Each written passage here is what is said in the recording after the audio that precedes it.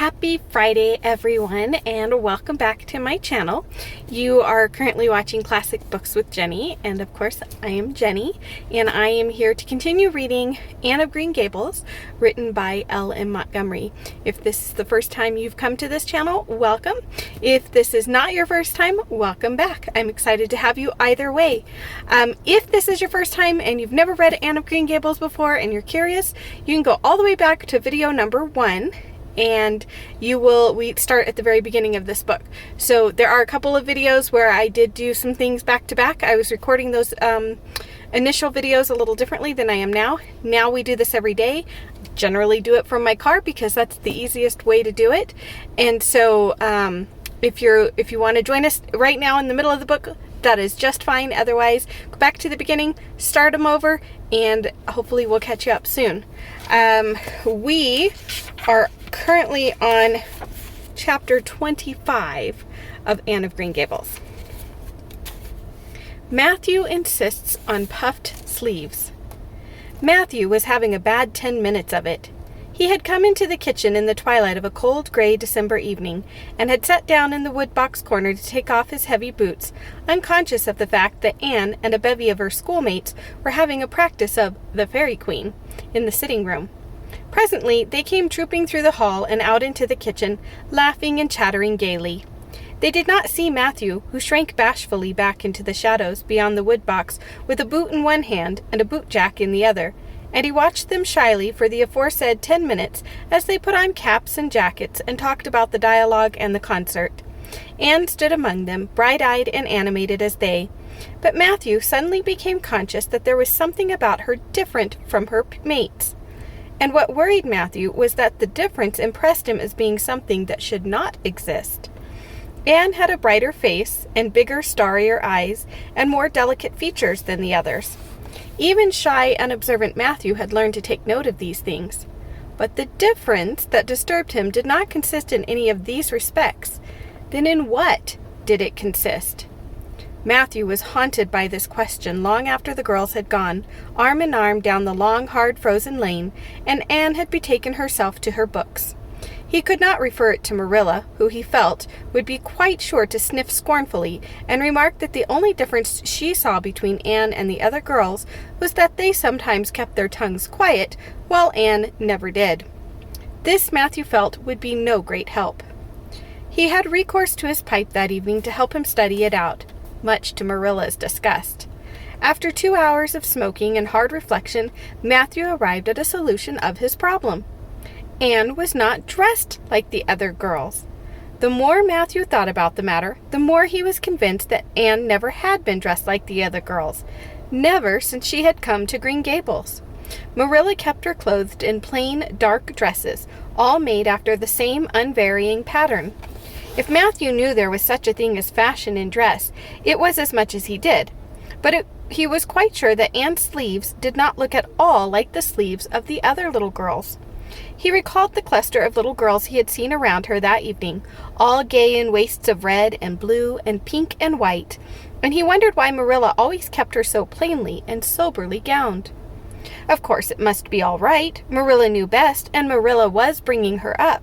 Probably some wise, inscrutable motive was to be served thereby.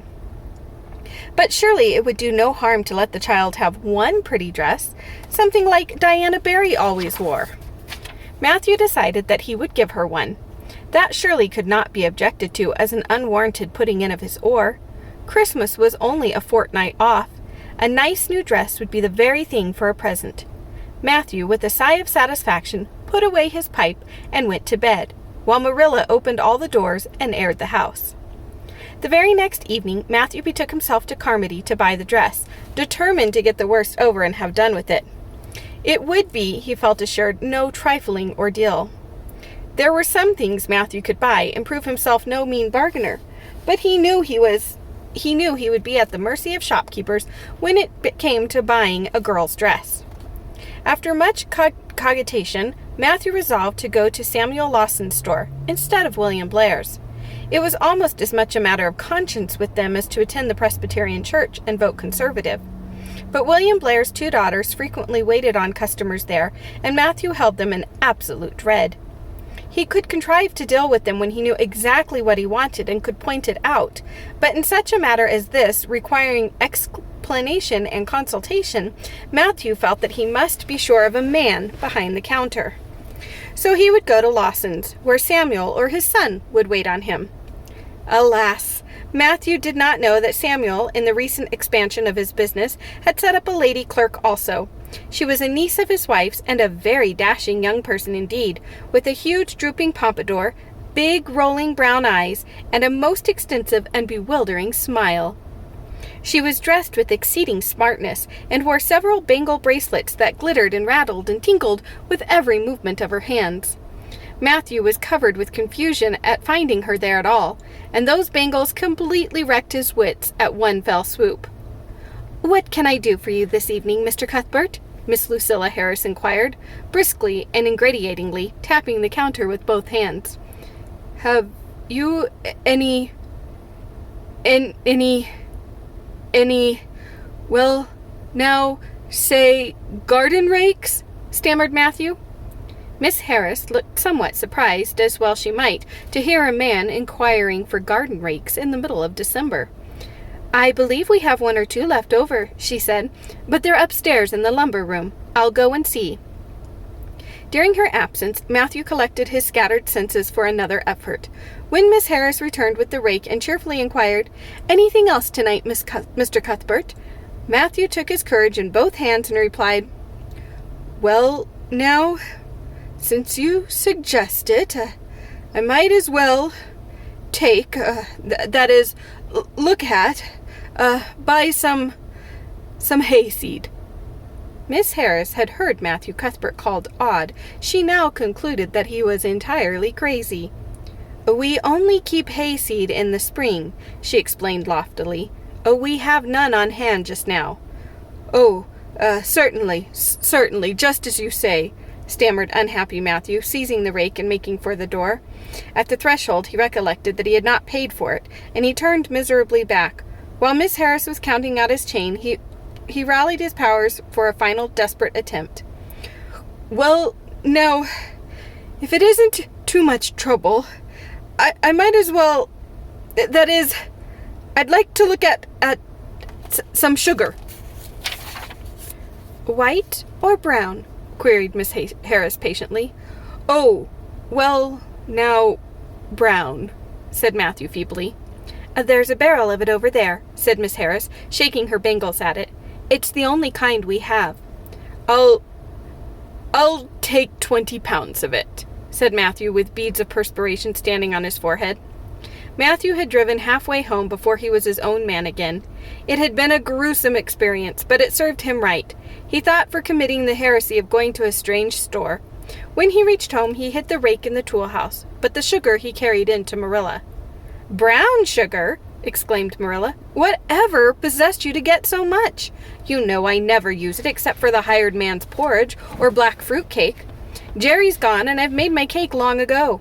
It's not good sugar either. It's coarse and dark. William Blair doesn't usually keep sugar like that." I thought it might come in handy sometime," said Matthew, making good his escape. When Matthew came to think the matter over, he decided that a woman was required to cope with the situation. Marilla was out of the question. Matthew felt sure she would throw cold water on his project at once. Remained only Mrs. Lynde, for of no other woman in Avonlea would Matthew have dared to ask advice.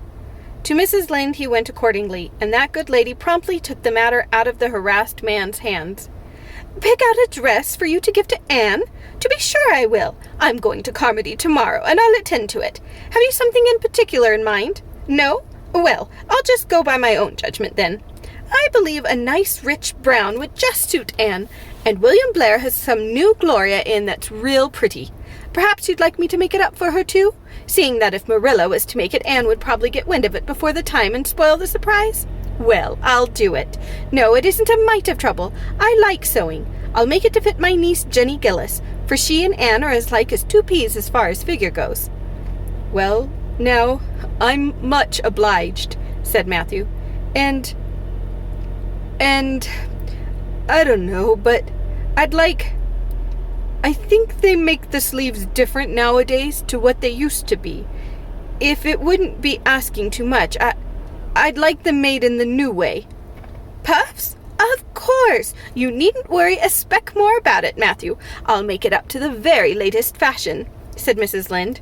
To herself she added when Matthew had gone, "It'll be a real satisfaction to see that poor child wearing something decent for once. The way Marilla dresses her is positively ridiculous, that's what, and I've ached to tell her so plainly a dozen times. I've held my tongue, though, for I can see Marilla doesn't want advice, and she thinks she knows more about bringing children up than I do, for all she's an old maid.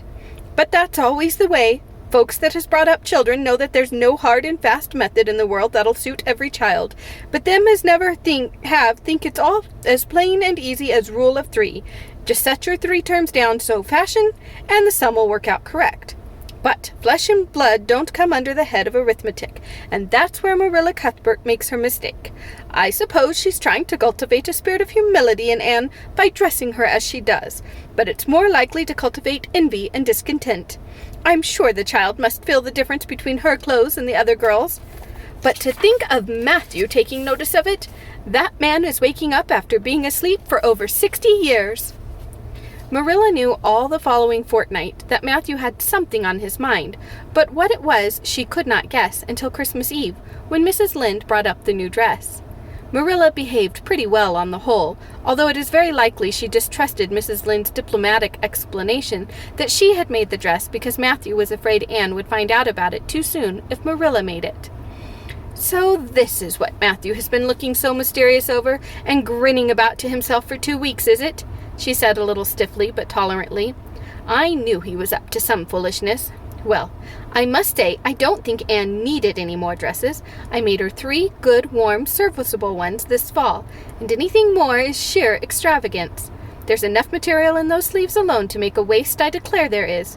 You'll just pamper Anne's vanity, Matthew, and she's as vain as a peacock now. Well, I hope she'll be satisfied at last, for I know she's been hankering after those silly sleeves ever since they came in, although she never said a word after the first. The puffs have been getting bigger and more ridiculous right along. They're as big as balloons now. Next year anybody who wears them will have to go through a door sideways." Christmas morning broke on a beautiful white world. It had been a very mild December, and people had looked forward to a green Christmas, but just enough snow fell softly in the night to transfigure Avonlea. Anne peeped out from her frosted gable window with delighted eyes. The firs in the haunted wood were all feathery and wonderful. The birches and wild cherry trees were outlined in pearl. The plowed fields were stretched of snowy dimples, and there was a crisp tang in the air that was glorious. Anne ran downstairs, singing until her voice re-echoed through the Green Gables. "Merry Christmas, Marilla! Merry Christmas, Matthew! Oh, isn't it a lovely Christmas? I'm so glad it's white. Any other kind of Christmas doesn't seem real, does it? I don't like green Christmases. They're not green. They're just nasty faded browns and grays. What makes people call them green? Why, Matthew, is that for me? Oh, Matthew!"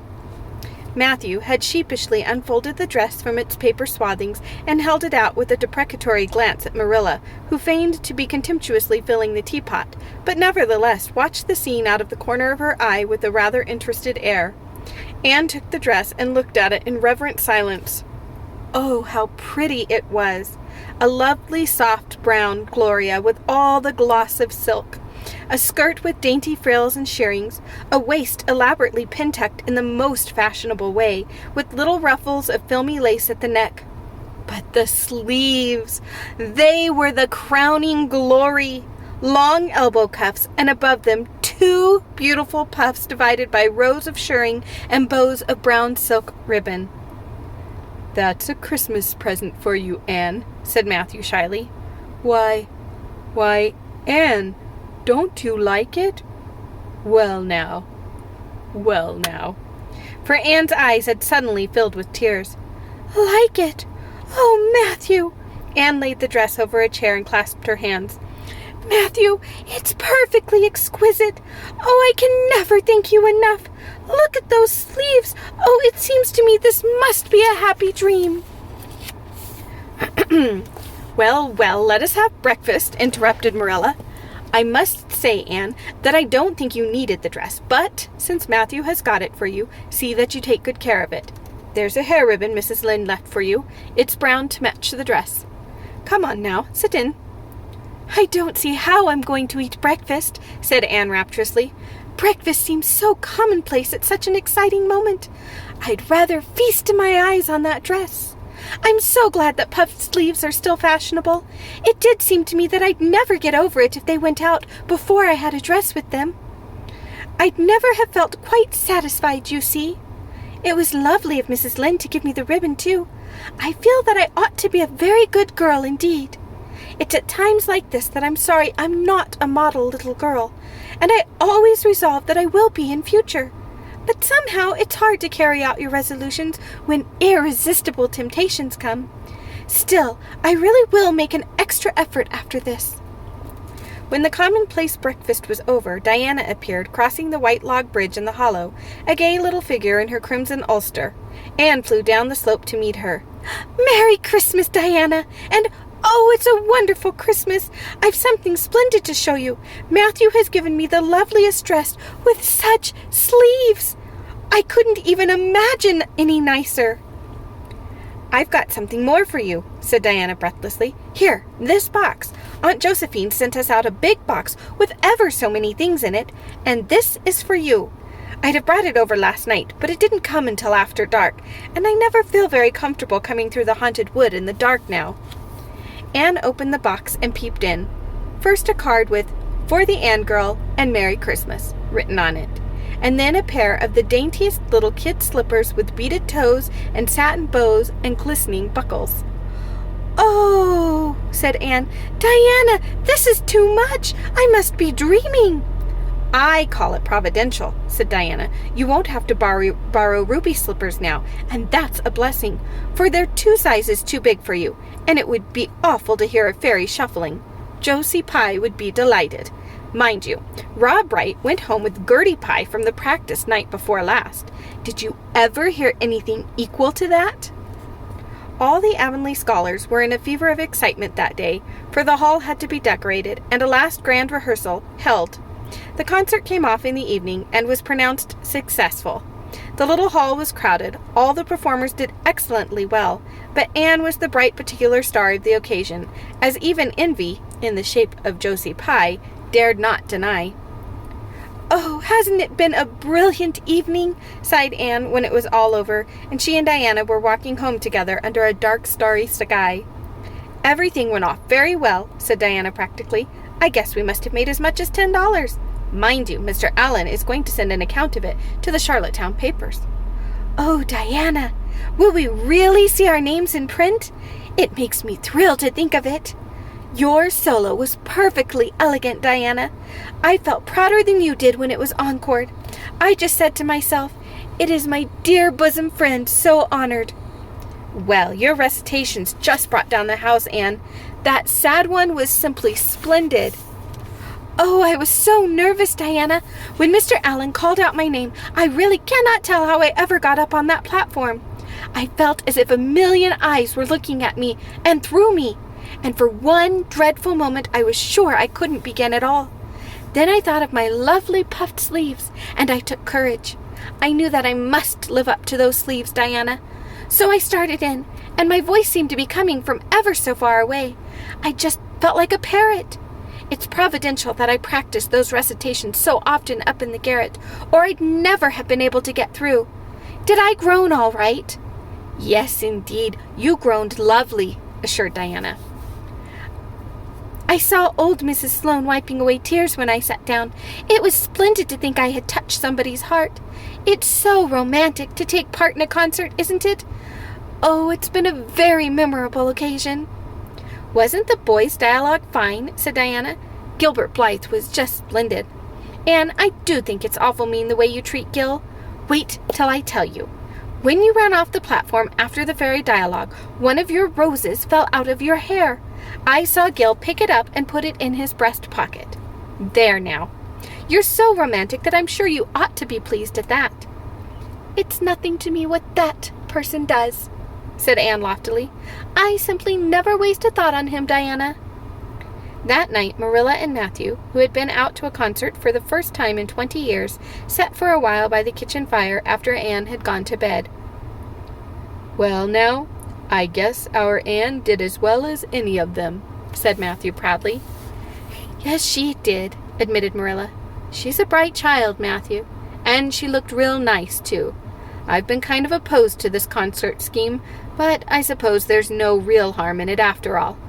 Anyhow, I was proud of Anne tonight, although I'm not going to tell her so." "Well, now, I was proud of her, and I did tell her so, 'fore she went upstairs," said Matthew. "We must see what we can do for her some of these days, Marilla. I guess she'll need something more than Avonlea School by and by." "There's time enough to think of that," said Marilla. "She's only 13 in March, though tonight it struck me that she was growing quite a big girl. Mrs. Lynde made that dress a mite too long, and it makes Anne look so tall. She's quick to learn, and I guess the best thing we can do for her will be to send her to Queen's after a spell. But nothing need be said about that for a year or two yet." "Well, now, it'll do no harm to be thinking it over off and on," said Matthew. "Things like that are all the better for lots of thinking over." And that is the end of chapter 25. So thank you once again for joining me today. I hope that you have a good rest of your Friday evening, if it's Friday when you're watching this. If it's not Friday, if it's the weekend, if it's next week, whatever it is, I hope you're having a wonderful day, and I hope you enjoyed this chapter of Anne of Green Gables. If you haven't already, please hit that subscribe bell. That way you're notified every day when I upload a new video. And if you really like the way I tell the story, go ahead and give me a thumbs up. I would appreciate that too. Otherwise, I look forward to seeing you in the next video.